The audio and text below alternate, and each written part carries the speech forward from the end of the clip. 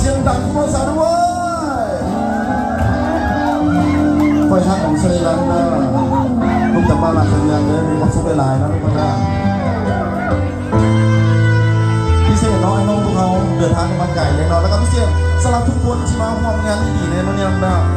สุดท้ายช่วยดังๆได้ทุกคนในห้องพร้อมกันดังๆแห้งๆ